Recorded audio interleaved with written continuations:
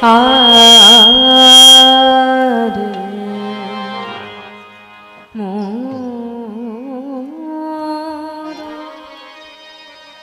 আরে মোরো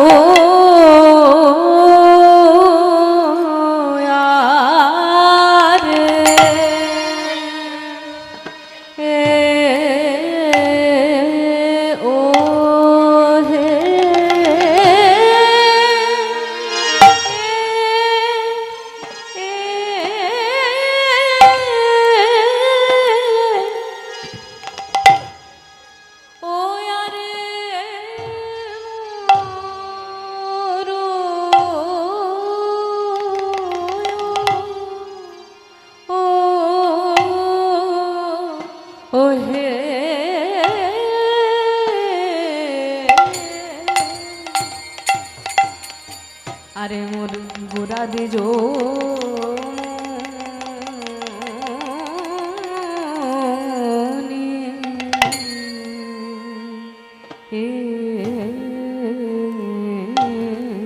আরে ও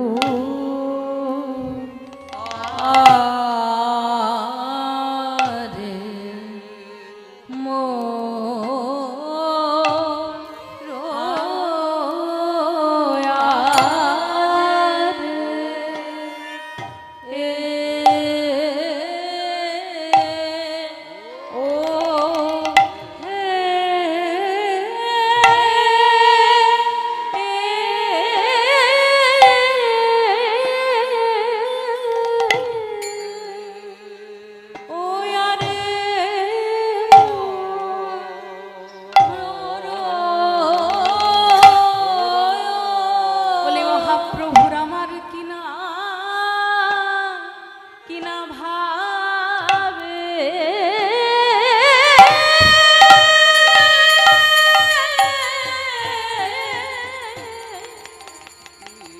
আজ কিনা ভাবে রে উদয়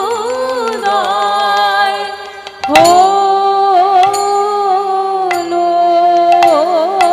রে আহা মোরে আরে মোর ভাবনিধি প্রভু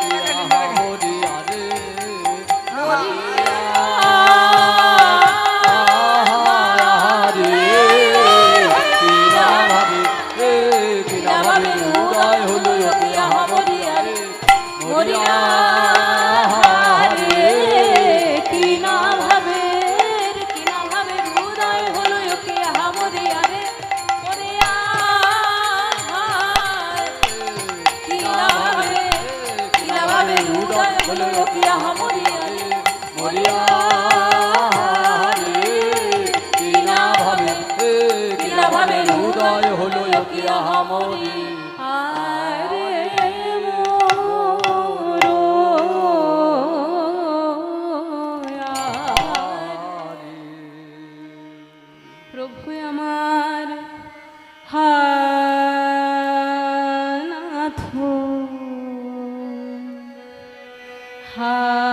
হানাথ বলে আজ লুটায় ধরনে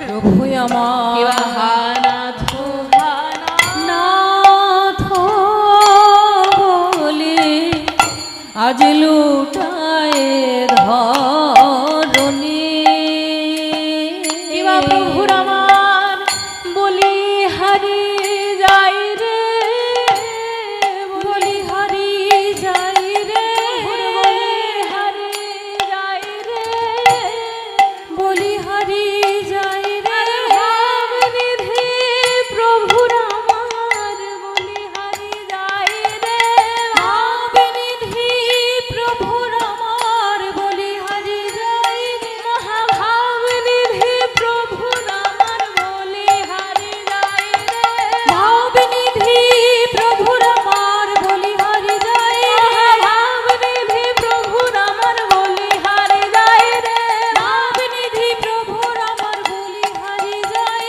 রে ভাব নিধি প্রভুর আমার বলি হারি যাই রে ভাব নিধি প্রভুর আমার বলি হারি যাই রে ভাব নিধি প্রভু আমার আজ পুরবের ভাবে বিভাগ ভাব নিধি প্রভুর আমার প্রভু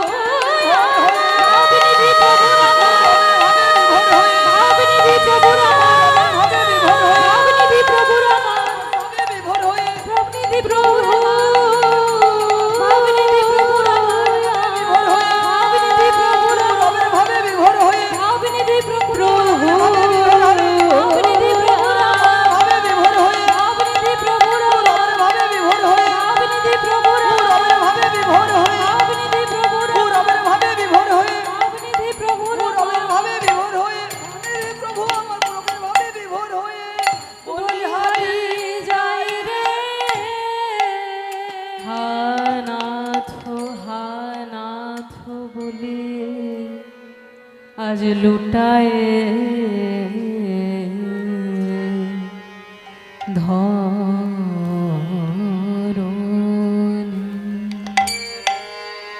জয় নিতাই। উপস্থিত ভক্তবৃন্দ এবং মায়েদের চরণে আমার কোটি কোটি দণ্ডবত প্রণাম।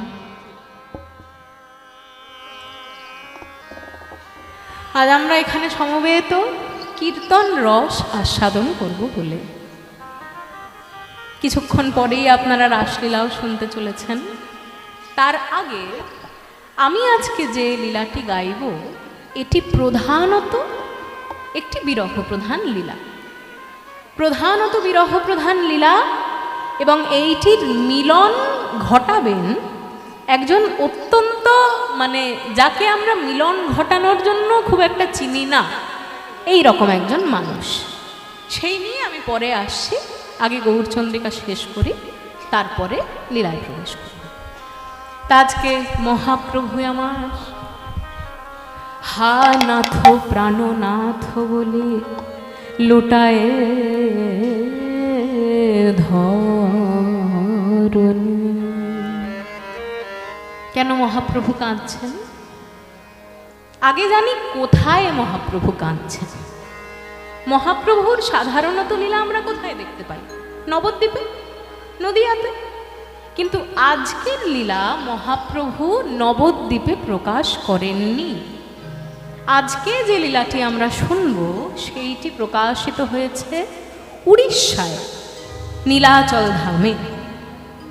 নীলাচল ধামে মহাপ্রভু আমার ক্রন্দন করছেন।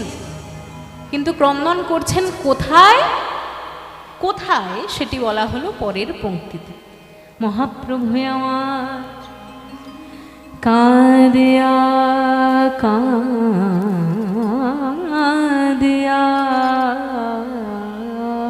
কাঁদিয়া রজনী পোহায় আজ পোহায়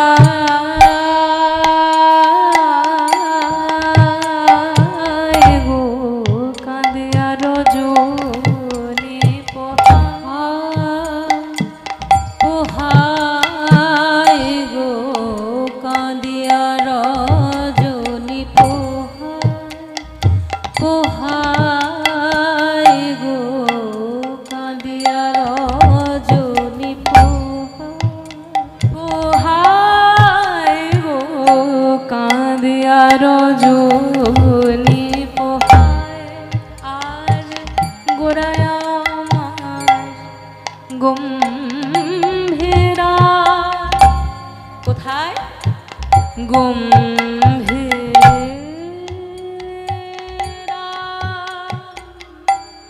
গম্ভীরা গম্ভীরা ভিতরে গোরারা আজ কাঁদে আর রজনী পোহায় পোহায় গো কাঁদে আর রজনী পোহায় পোহায় গো কাঁদে আর রজনী পোহায়। কোথায় মহাপ্রভু ক্রন্দন করছেন? গম্ভীরা ভিতরে গোরারা। এবার গম্ভীরা মানে যদি আপনাদেরকে জিজ্ঞাসা করা হয় যে গম্ভীরা মানে কি, তাহলে আপনাদের কাছে উত্তর পাওয়া নাও যেতে পারে। কেন? কারণ গম্ভীরা শব্দটি বাংলা শব্দ নয়। গম্ভীরা শব্দটি তাহলে কোথাকার শব্দ? আচ্ছা, একটু আগে কি বললাম? এই লীলাটি কোথায় হয়েছে? হ্যাঁ, উড়িষ্যায়। তাহলে উড়িষ্যায় যখন লীলা হয়েছে তখন গম্ভীরা শব্দটা জানার জন্য আমাদেরকে একটু উড়িয়া ভাষা জানতে হবে। গম্ভীরা শব্দটার অর্থ উড়িয়া ভাষায় হলো চোর কুঠুরি। চোর কুঠুরি মানে জানেন তো? জানেন? জানেন না? বেশ, বোঝাচ্ছি।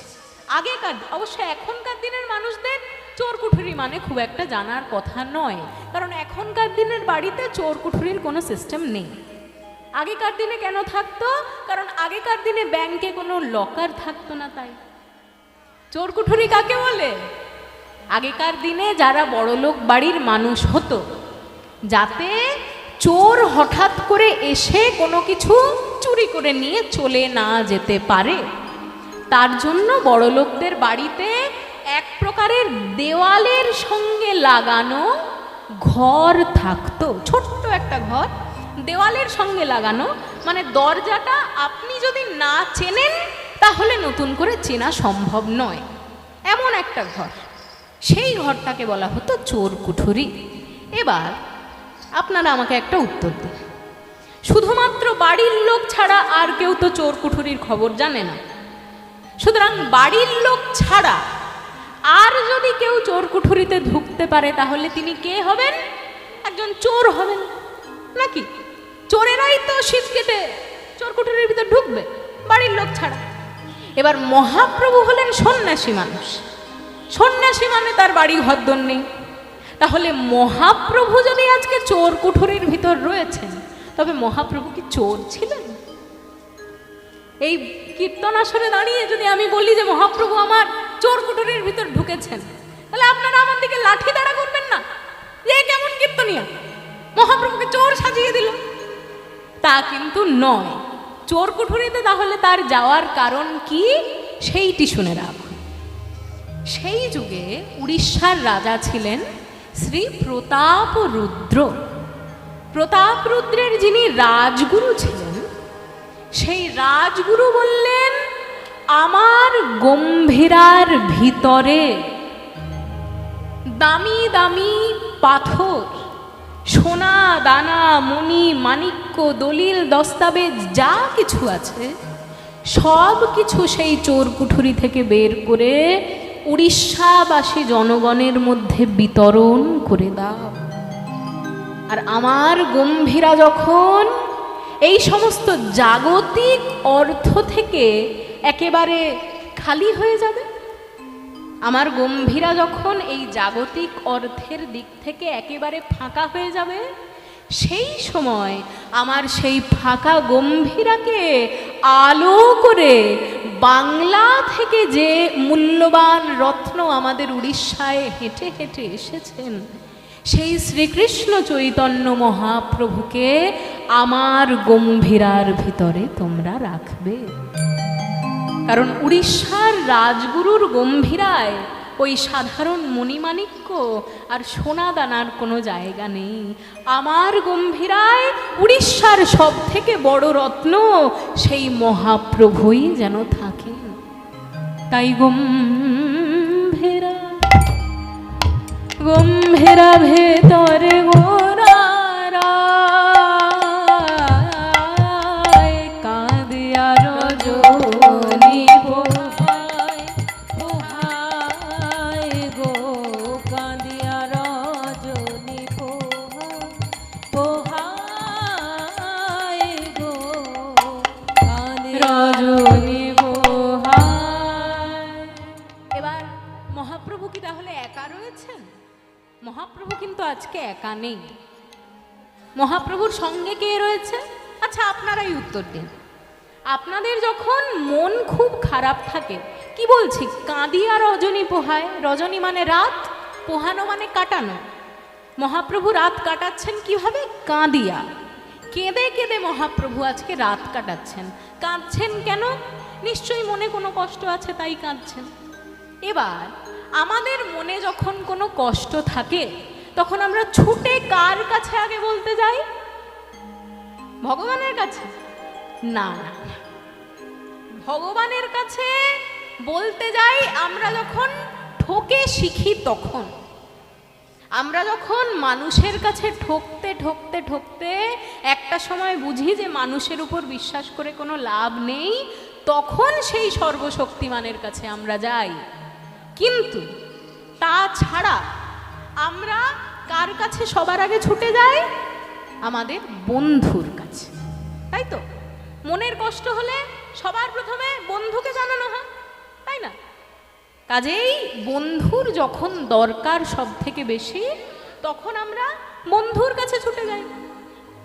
তাই মহাপ্রভুর আমার মনে কষ্ট, তাই মহাপ্রভুর সঙ্গেও আজকে রয়েছেন মহাপ্রভুর বন্ধু। এই বন্ধুর নাম কি? পুরুষোত্তম আচার্য। এই পুরুষোত্তম আচার্য ছিলেন মহাপ্রভুর সহপাঠী বা ক্লাসমেট। সেই ক্লাসমেট যখন দেখেন যে মহাপ্রভু সন্ন্যাস নিয়ে নদিয়া ছেড়ে চলে যাচ্ছেন, সেই বন্ধু মনে মনে ভাবল, আমার বন্ধু নিমাই যদি নদিয়া ছেড়ে চলে যাবে, তবে আমি আর এই নদিয়ায় থেকে কি করব? গৌরাঙ্গের মুখের দিকে যদি আমি তাকিয়ে না থাকতে পারি, তবে আমার এই নদিয়ায় থেকে কি কোনো কাজ আছে? তাই আমিও মহাপ্রভুর সঙ্গে সন্ন্যাস গ্রহণ করব। ভাবুন কত বড় বন্ধু, যে বন্ধু সন্ন্যাস নিয়েছে বলে সেই বন্ধুকে দেখতে পাবে না, তাই সেই বন্ধু নিজে সন্ন্যাস গ্রহণ করে নিলেন। কিন্তু সন্ন্যাস গ্রহণ করতে গেলেন কোথায়? শুনুন মায়েরা এবং বাবারা সবাই, মহাপ্রভুর সঙ্গে যদি কোনো মানুষ সন্ন্যাস নিতে চায়, কোনো মানুষ বৈরাগ্য উদয় হয়েছে, সন্ন্যাস নিতে চেয়েছেন, খুব ভালো কথা। কিন্তু মহাপ্রভুর সঙ্গে থেকে আমি সন্ন্যাসী হব, এই সংকল্প যদি কারোর থাকে, তবে তাকে দুটি জিনিস ভালোভাবে জানতে হবে। একটি কি? প্রথম জিনিসটি হলো পড়াশোনা, শাস্ত্রজ্ঞান। শাস্ত্রজ্ঞান যদি না থাকে, তবে মহাপ্রভুর সঙ্গে সময়টা কাটাবেন কি করে? সিনেমার গল্প করে না আলু পটলের দামের গল্প করে? কোনোটাতেই মহাপ্রভুর সঙ্গে সময় কাটানো যাবে না। কাজেই মহাপ্রভুর সঙ্গে সন্ন্যাসী হতে গেলে মহাপ্রভু যে পাণ্ডিত্য অর্জন করেছিলেন, সেই পাণ্ডিত্যে, সেই শাস্ত্রজ্ঞানে আপনাকেও পণ্ডিত হতে হবে। তাই প্রথম জিনিস হলো শাস্ত্রজ্ঞান, এবং দ্বিতীয় জিনিস সঙ্গীত জ্ঞান। সঙ্গীত মানে গীত বাদ্যম নৃত্যম চ, গান বাজনা, গান এবং বাজনা এবং নৃত্য, এই তিনটে জিনিস যে মানুষ ঠিকঠাকভাবে জানবে সেই হলো সঙ্গীতজ্ঞ। এবং মহাপ্রভু আমার যেহেতু সঙ্গীত বড় ভালোবাসেন, তাই সেই সন্ন্যাসীকে সঙ্গীত একসঙ্গে জানতে হবে। তাই এই দুটি জিনিস, শাস্ত্রজ্ঞান এবং সঙ্গীত চর্চা, এই দুটি জিনিস ভারতবর্ষে একমাত্র জায়গা যেখানে দুটি জিনিস একসঙ্গে একাধারে সর্বশ্রেষ্ঠ স্থান অধিকার করে রয়েছে। সেই জায়গাটি কি? সেই জায়গা হলো বেনারস ধাম। সেই বেনারস ধামে একদিকে যেমন দেখবেন শাস্ত্র চর্চা হয়ে চলেছে, আবার আর একদিকে দেখবেন শাস্ত্রীয় সঙ্গীত চর্চা হয়ে চলেছে। তাই সেই বেনারস ধামে গিয়ে পুরুষোত্তম আচার্য শিক্ষা লাভ করলেন এবং সন্ন্যাস গ্রহণ করলেন। সন্ন্যাস গ্রহণের পরে ব্যক্তিকে নাম পরিবর্তন করতে হয়, তাই পুরুষোত্তম আচার্য থেকে তার নাম হলো দামোদর। পুরুষোত্তম আচার্য থেকে তার নাম হলো দামোদর। এবার সন্ন্যাসীদের ভাষায়, যে সমস্ত সন্ন্যাসীরা সন্ন্যাস গ্রহণের পরেও গেরুয়া কাপড় পরিধান করেন না, এমনও অনেক সন্ন্যাসী রয়েছেন যিনি সন্ন্যাস নিয়েছেন কিন্তু তবু গেরুয়া কাপড় পরিধান করেন না, তাদেরকে সন্ন্যাসের ভাষায় বলা হয় স্বরূপ। স্বরূপ। তাই পুরুষোত্তম আচার্যের নাম সন্ন্যাসের পর হয়ে গেল স্বরূপ দামোদর। দামোদরটা হলো নাম এবং স্বরূপটা হলো তার উপাধি। আমরা কি ভাবি প্রথম নামটা হলো নাম আর দ্বিতীয় নামটা হলো উপাধি। আমার নাম কি? সুনন্দা ভট্টাচার্য। সুনন্দা হলো আমার নাম, ভট্টাচার্য হলো আমার উপাধি। তাহলে স্বরূপ দামোদরের কি স্বরূপটা নাম আর দামোদরটা উপাধি নয়? কিন্তু বুঝিয়ে দিলাম, দামোদরটাই হলো তার আসল নাম এবং সন্ন্যাসের পরে গেরুয়া বসন পরেননি বলে তার নাম থেকে যায় স্বরূপ। তাই স্বরূপটাই হলো উপাধি এবং দামোদরটা হলো নাম। তাই মহাপ্রভুর সঙ্গে আজকে কে রয়েছেন? কিবা স্বরূপেরও গলা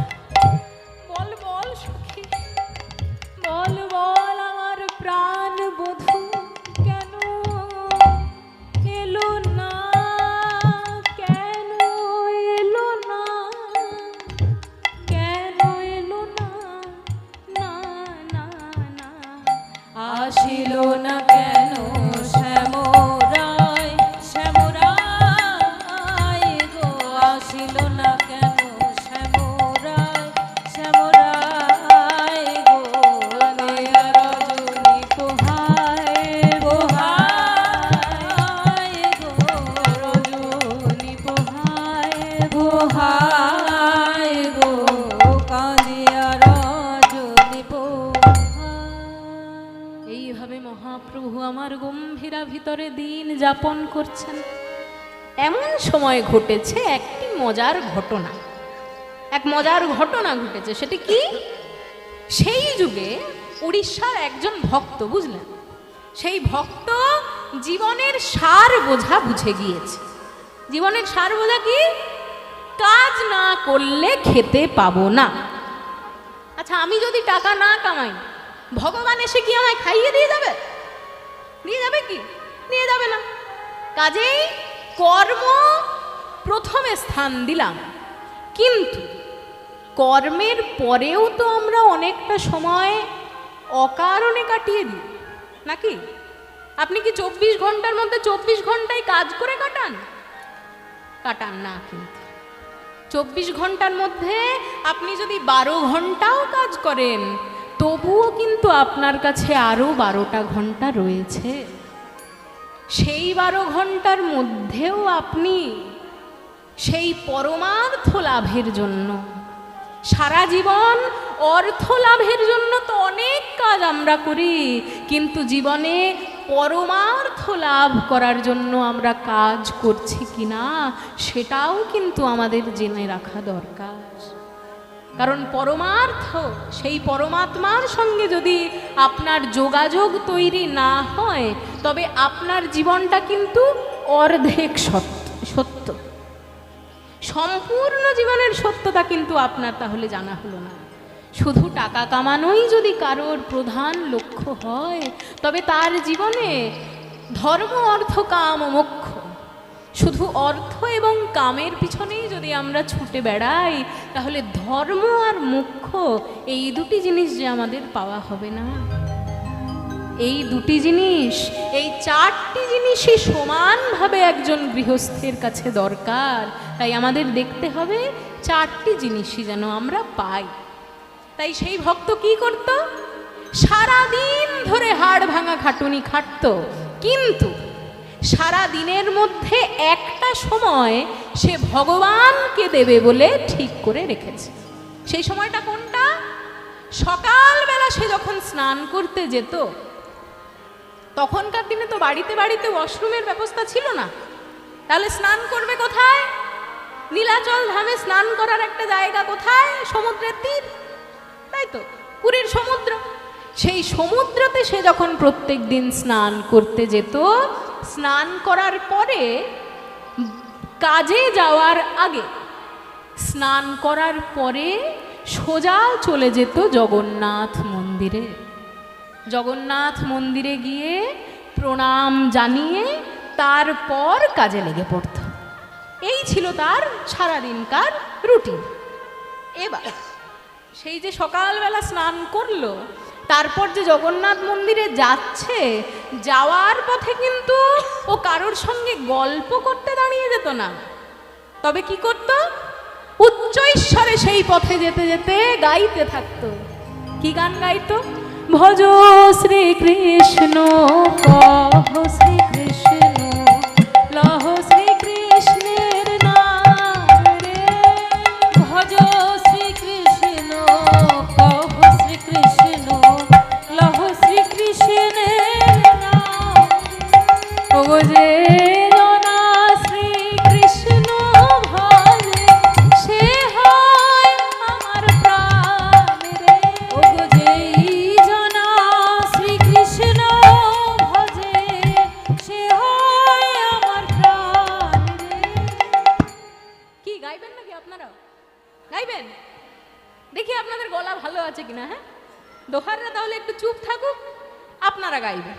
কিন্তু শুধুমাত্র কৃষ্ণের নাম নিয়ে কলিযুগে গান গাইলে চলবে না। কৃষ্ণই যে কলিযুগে মহাপ্রভু রূপে এলেন, তাহলে সেই মহাপ্রভুকে নিয়ে আমাদেরকে গান গাইতে হবে। তাই আসুন সবাই মিলে গাই দেখি। দোহাররা একটু চুপ থাকো, দেখি মায়েরা কত ভালো গান গাইতে পারে। গান দেখি। ভজ গৌরাঙ্গ, কহ গৌরাঙ্গ, লহ গৌরাঙ্গের নাম।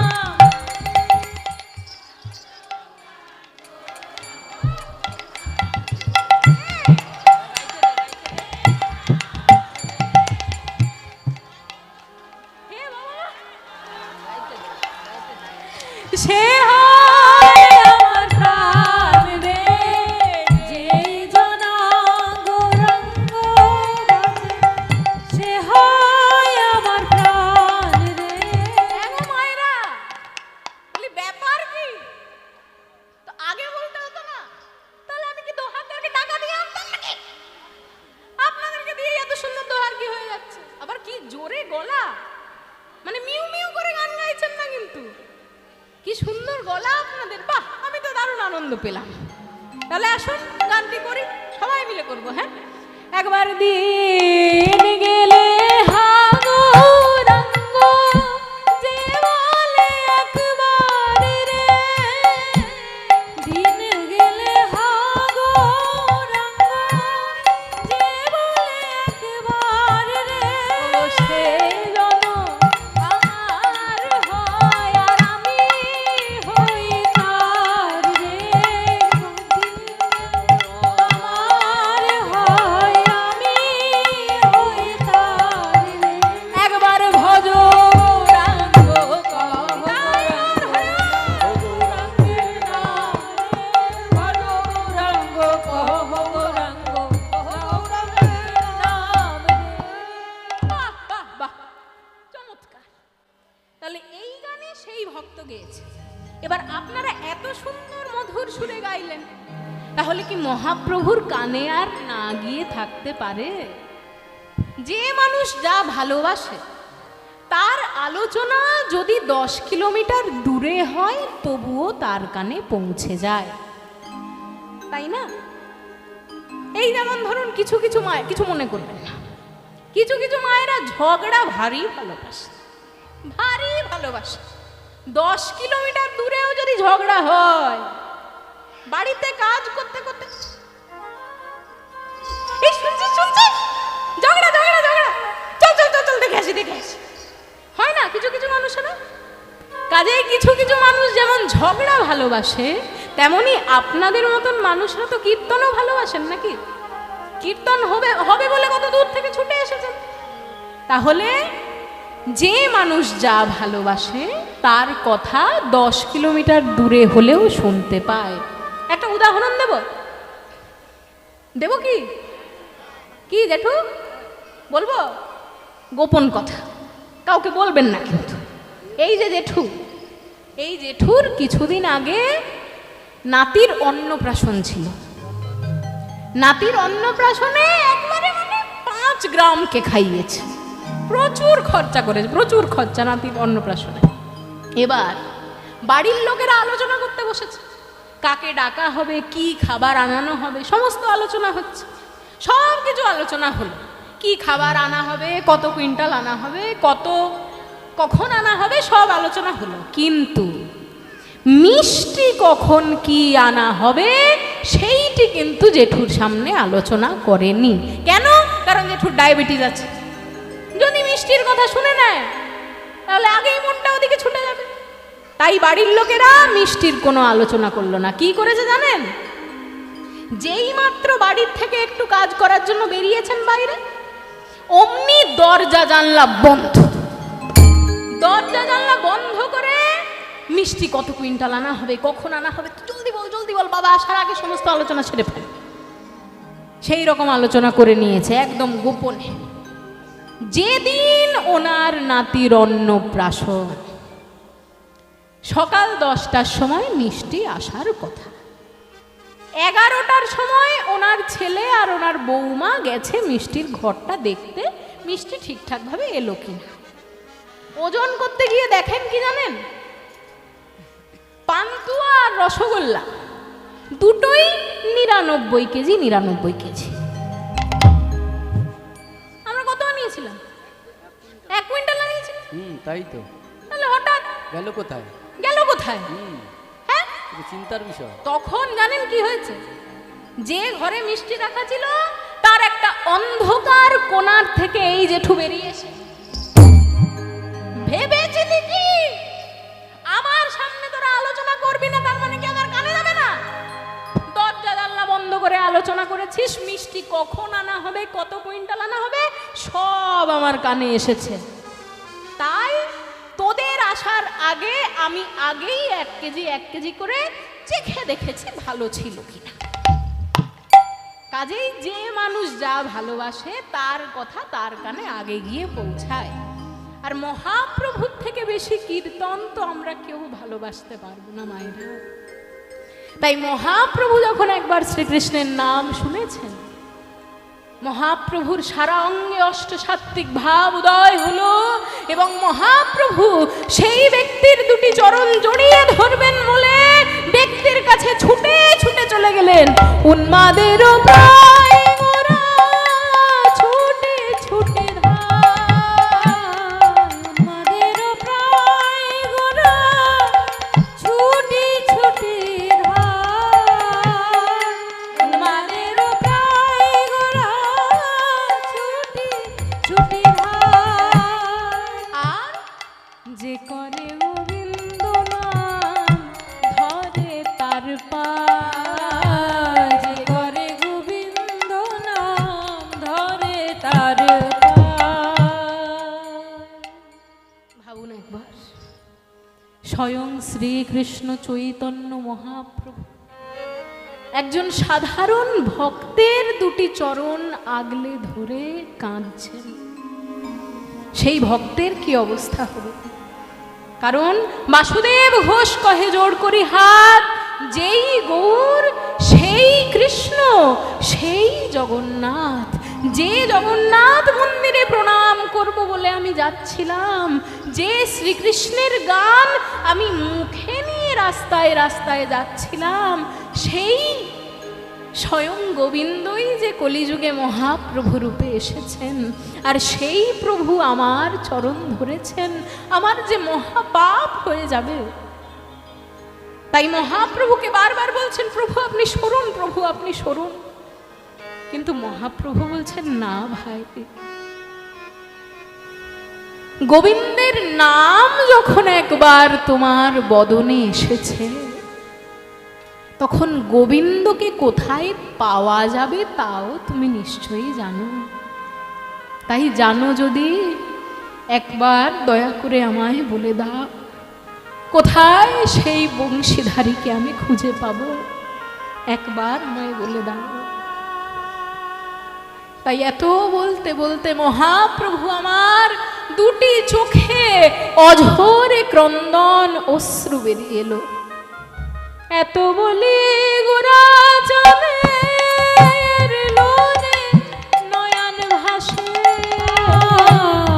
এত বলি গোরা চাঁদের লোরে নয়ন ভাসে, কেবা প্রবাস পড়ল মনে কহে বাসু ঘোষে, প্রভাস পড়ল মনে কহে বাসু ঘোষে, কেবা প্রভাস পড়ল মনে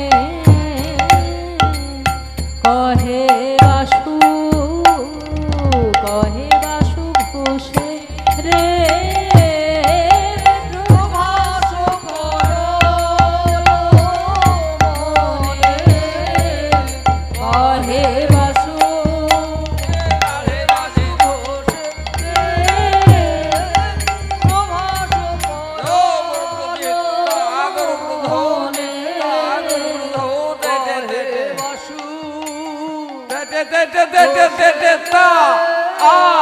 নাগে নাগে ঝা নাগে নাগে ঝা নাগে নাগে ঝা কি কি নাগে নাগে ঝা নাগে বাসু ঝা ঘোষে নাগে নাগে ঝা নাগে নাগে ঝা ধো গুরুদে তাগর ধো তাগ ধো তে তে বাসু তে তে তে তে তে তে তা আ নাগে নাগে ঝা নাগে নাগে ঝা নাগে নাগে ঝা নাগে নাগে ঝা নাগে বাসু ঝা ঘোষে নাগে নাগে ঝা নাগে নাগে ভাসো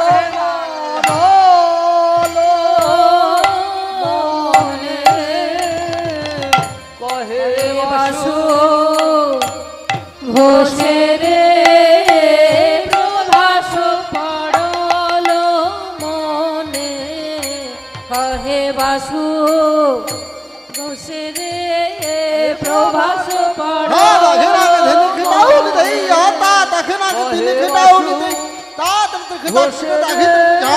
প্রভাস পড়ল মনে কহে বাসু ঘোষে প্রভাস পরলো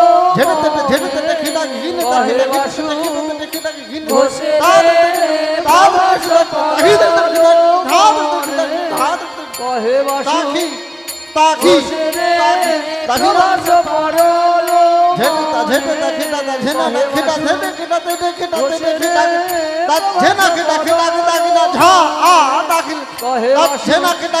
ঘোষে প্রভাস পরলো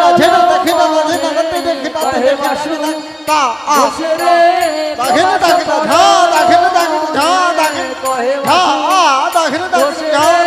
প্রভাস পরলো পরলো মনে কহে বাসু ঘোষে প্রভাস পরলো মনে কহে বাসু ঘোষে প্রভাস পরলো কহে বাসু ঘোষে প্রভাস পরলো মনে কহে বাসু ঘোষে প্রভাস পরলো মনে কহে বাসু ঘোষে